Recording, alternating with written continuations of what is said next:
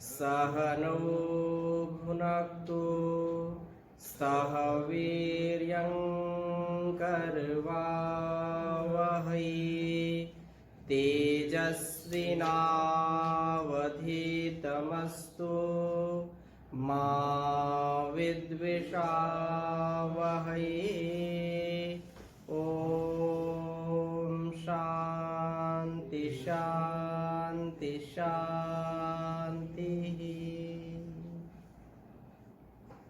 उपनिषद सुधा की इस कक्षा में आप सबका हार्दिक स्वागत है, अभिनंदन है। हम ईशोपनिषद के 3 मंत्रों का स्वाध्याय कर चुके थे, चौथे मंत्र का स्वाध्याय कर रहे थे। एक बार मिलकर के पारण करते हैं ताकि स्मरण सदा बना रहे।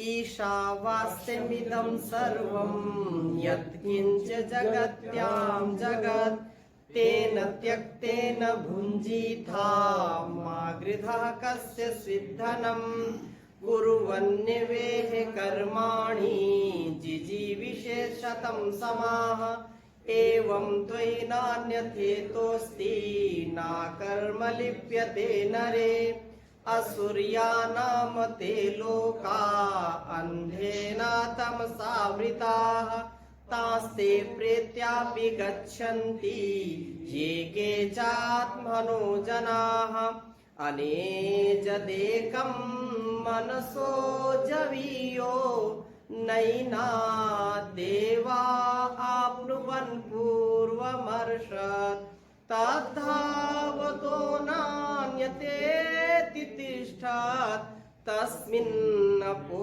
मातरिश्वा दधाति। तो ये 4 मंत्र अर्थात इनका उच्चारण हमने किया। अब चौथे मंत्र का पुनः स्वाध्याय हम करेंगे।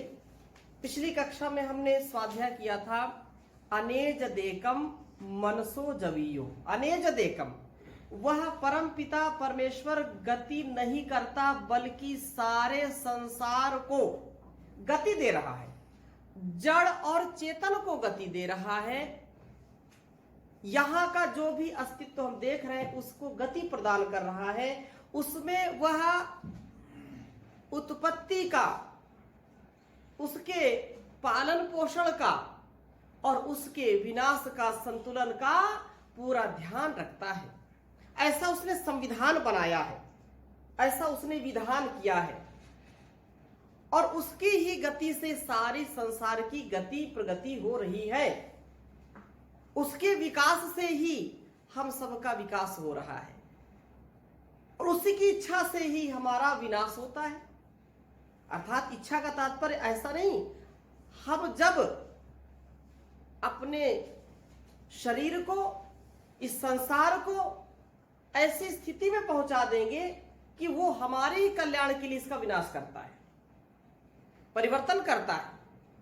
जैसे वस्त्रों को हम जब समझते हैं कि हमारे लायक नहीं है तो उनको क्या करते हैं, उनको बदल देते हैं, परिवर्तन कर देते हैं। वैसे वो परमात्मा परिवर्तन करने वाला है, हमारी शक्ति और सामर्थ्य को बढ़ाने वाला है। शक्ति और सामर्थ्य कौन बढ़ा सकता है? जो व्यक्ति स्वयं शक्तिमान हो वही सामर्थ्य देने वाला होगा, और जो स्वयं सामर्थ्यहीन है वो दूसरों को सामर्थ्य कैसे दे सकता है? इसलिए वह परमात्मा गति देने वाला है। बिना गति दिए एक छोटी सी बॉल आगे नहीं बढ़ पाती है। और कल्पना करिए, इतने बड़े बड़े विशाल जो ग्रह जो है, नक्षत्र आदि हैं, वो कैसे गति कर रहे हैं? कोई ना कोई तो गति देने वाला है। मति हमारी चकरा जाती है ऐसा विचार करके, ऐसा सुन करके। इतने बड़े बड़े विशाल सूर्य जैसे विशाल पिंड को परमात्मा चला रहा है, पूरे ब्रह्मांड को चला रहा है, गति दे रहा है। तो वो एक है, अनेक नहीं है। अथर्ववेद का एक बहुत सुंदर मंत्र आता है, ये प्रासंगिक है, आपको इस बात का स्पष्टता इसमें होनी चाहिए। कोई भी मत पंथ मजहब को कोई भी मानने वाला अलग अलग लोग मानते हैं, लेकिन सब यही कहते हैं कि सबका मालिक एक।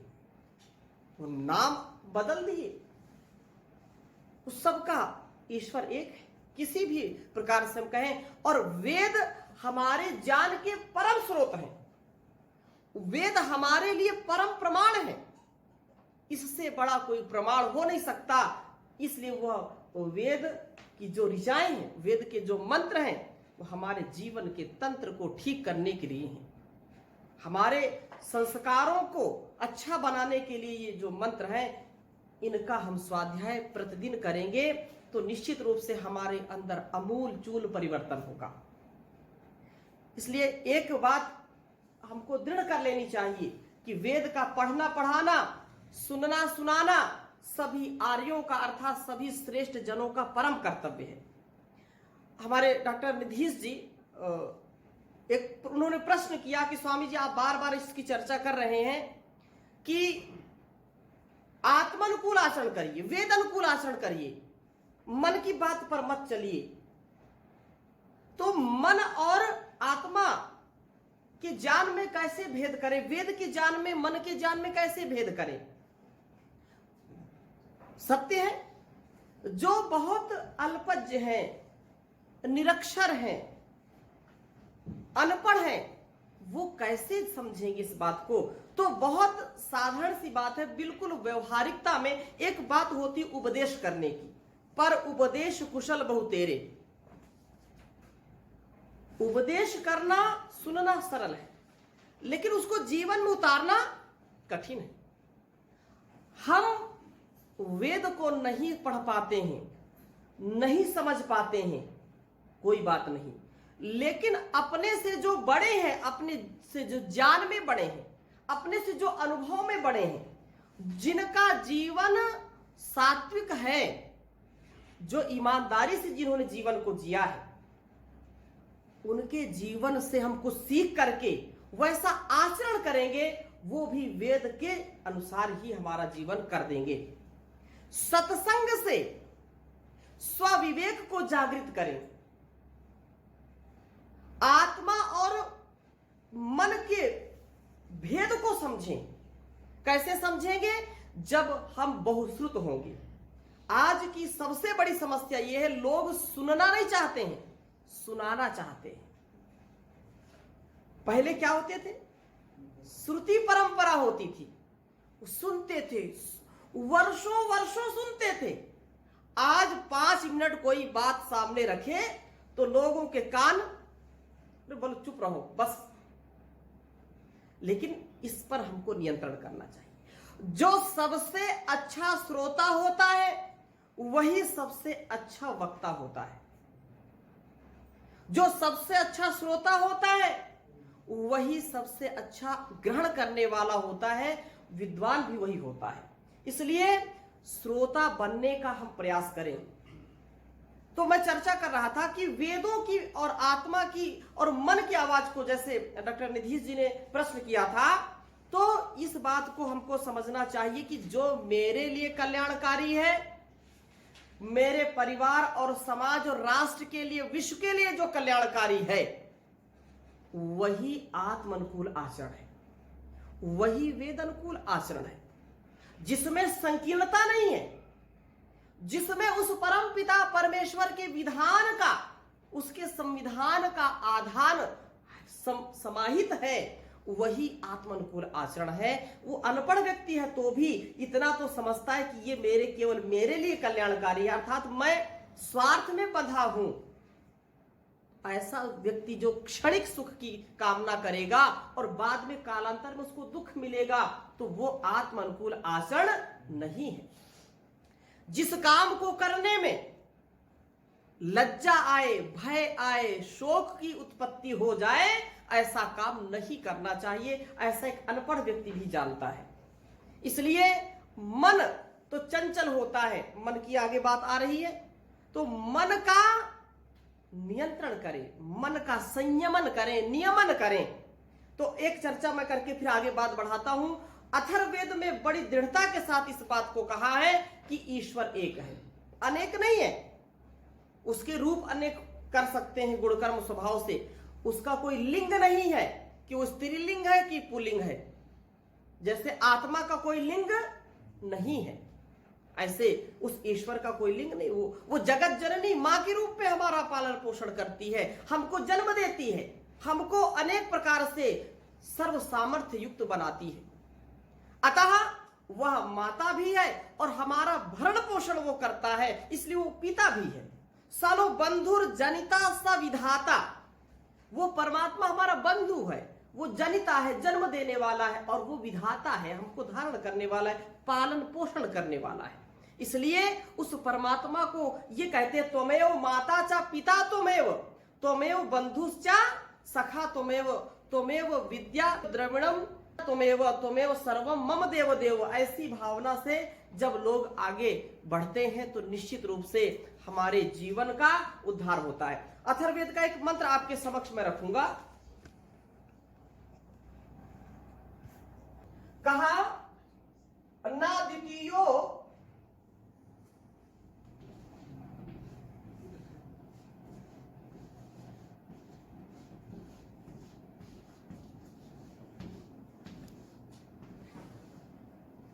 ना द्वितीयो ना तृतीयो एक वृद्धेक एव च एव स एषा एक वृद्धेक।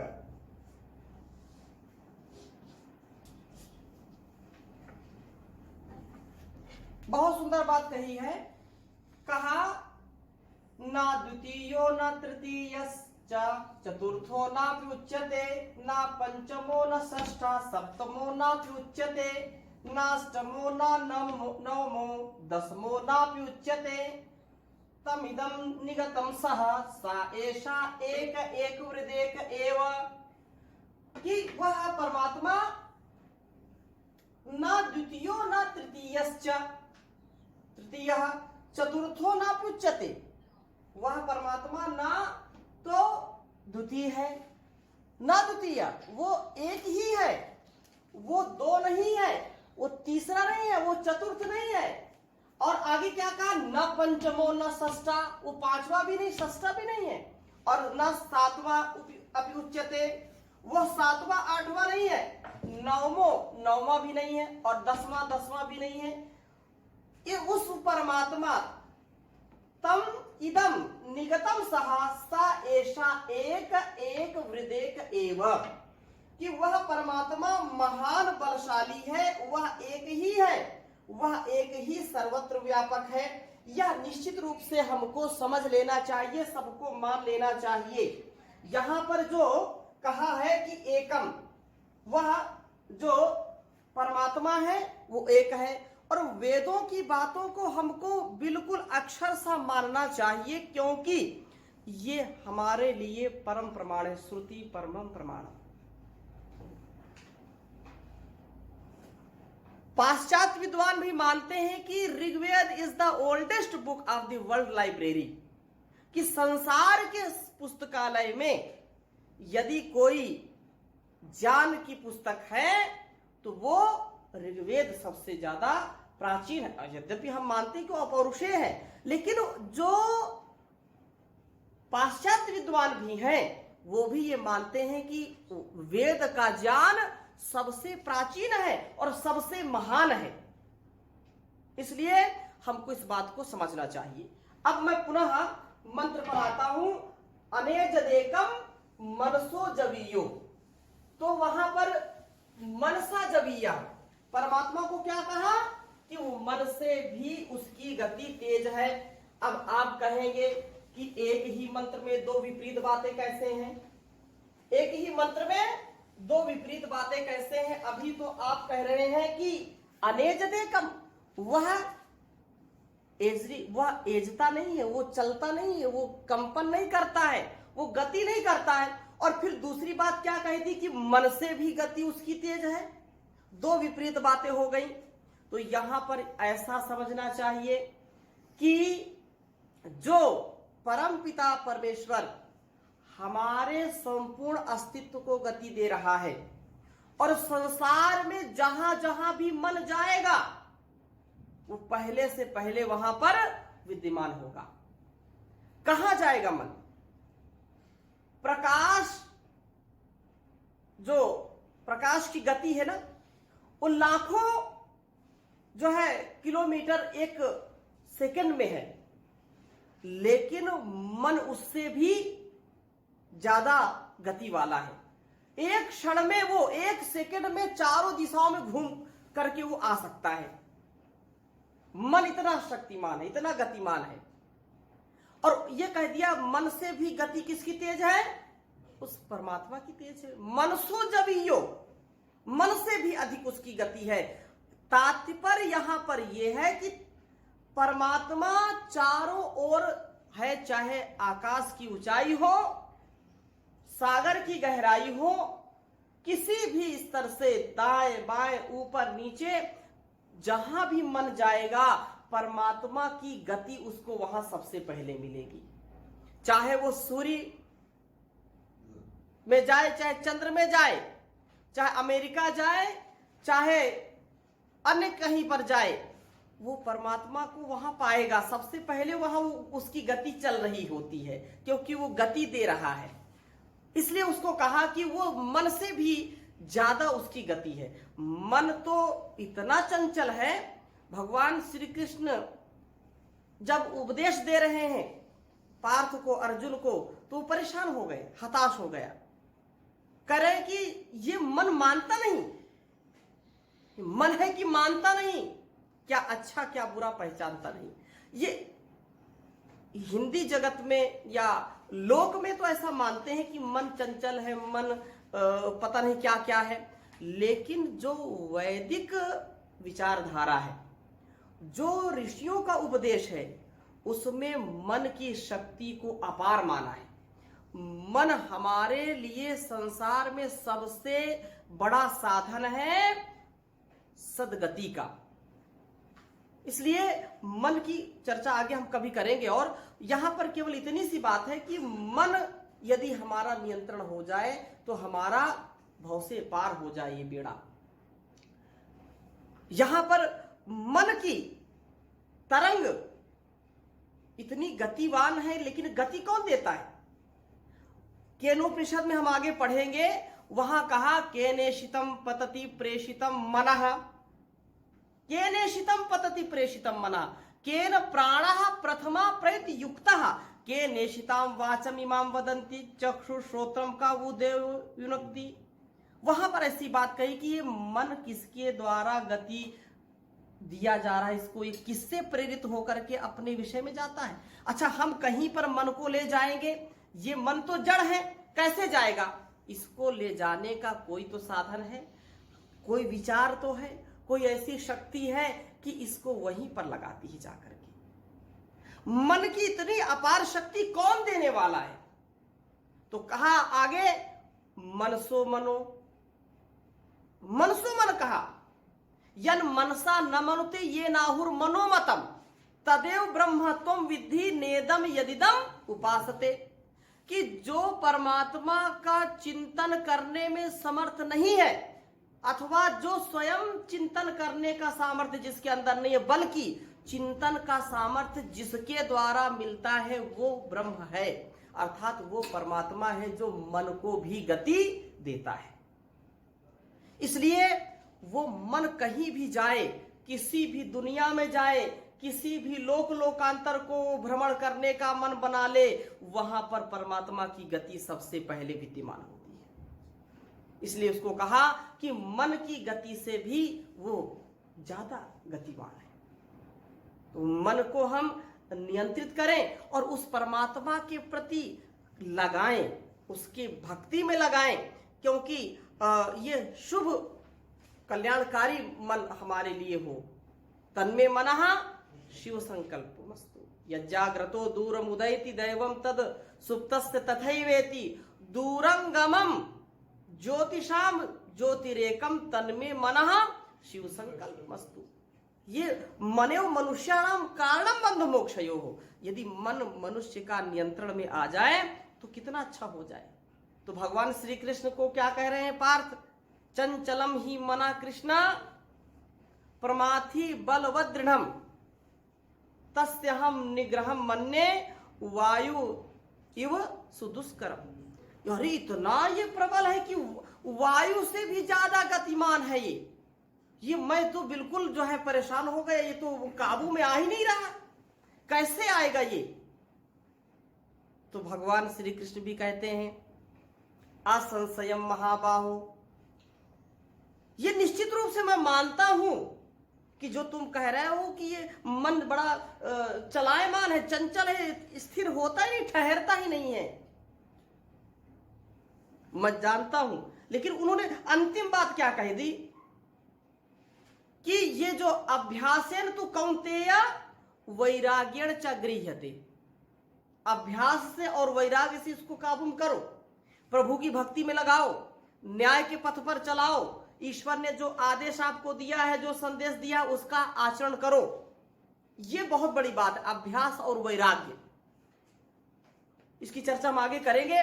तो यहां पर क्या कहा, किसी कवि ने बहुत सुंदर लिखा, धीरे धीरे मोड़ तू इस मन को, इस मन को तू, इस मन को, धीरे धीरे मोड़ तू इस मन को, इस मन को तू, इस मन को। मन मोड़ा फिर डर नहीं, कोई दूर प्रभु का घर नहीं, धीरे धीरे मोड़ तू इस मन को, इस मन को तू, इस मन को। मन लोभी मन चंचल मन है चोर, कहता आए पल पल में कुछ और। अभ्यास से वैराग्य से, अभ्यास से वैराग्य से, कुछ भी है दुष्कर नहीं, कोई दूर प्रभु का घर नहीं, धीरे धीरे मोड़ तू इस मन को, इस मन को तू, इस मन को। तो मन को नियंत्रण हम कर सकते हैं, उसका नियंत्रण हमारे पास है, अभ्यास और वैराग्य। अगली बात जो कहा वेद मंत्र में, अनेज देकम मनसो जवीयो नैना देवा आपनुवन पूर्वमर्शत, इस पर थोड़ा सा विचार करते हैं। ना एनत आपनुवन पूर्वमर्शत, ये देव जो है, ये देव इसको पाने में सक्षम नहीं है। इस परमात्मा को या इसकी शक्ति का ये साक्षात्कार करने में ये सक्षम नहीं है देव। ये पूर्वमर्शत, ये पहले से पहले ही वहां विद्यमान है, जहां ये हमारे जो देव है ये जहां जाते हैं उससे पहले ही वह विद्यमान है परमात्मा, उसको वो पा नहीं सकते। अब ये जो इस मंत्र में आया है कि ये देव कौन है, तो इस पर थोड़ी चर्चा करेंगे। नैना देवा आपनुवन, प्राप्त करने में, आपनुवन पूर्वमर्शत, ये सक्षम नहीं है। ना एनत देवा आपनुवन पूर्वमर्शत, ये देव उसे प्राप्त नहीं कर सकते क्योंकि वह पूर्व ही विद्यमान है। जैसे पहले तो देव शब्द हम समझते हैं कि देव क्या है, इसकी चर्चा करते हैं, फिर आगे बढ़ते हैं। देव दो प्रकार के हैं, एक है जगतस्थ देव और एक है शरीरस्थ देहस्थ देव। तो इनको पहले समझते हैं। एक है जगतस्थ, जगतस्थ देव, और दूसरा है शरीरस्थ देव या देहस्थ देव, एक ही चीज है। शरीरस्थ देव, शरीरस्थ देव अथवा देहस्थ, देह में स्थित देहस्थ देव। अब इसको हम क्या कहेंगे, जो हमारे अंदर और बाहर कार्य कर रहे हैं, दोनों शरीर में भी और बाहर भी। ऐसे देव कौन कौन से हैं, तो बहुत सुंदर इसको समझना चाहिए कि जो जगत है वो, जैसे हम देव यज्ञ की चर्चा करते हैं ना, तो देव यज्ञ में भी हम इस ज्ञान को पाना चाहते हैं। तो यहाँ जो जगतस्थ देव हैं वो क्या है, अग्नि, वायु, लिख लीजिए, अग्नि, वायु, सूर्य, चंद्र, वरुण आदि, चंद्र, वरुण आदि, ये सब बाहर जो जगत में स्थित देव हैं, ये ना हो तो हमारा जीवन चल नहीं सकता है। इसी प्रकार से शरीरस्थ अथवा देहस्थ जो देव हैं वो क्या है, ये सारी इंद्रियां हमारे आंख,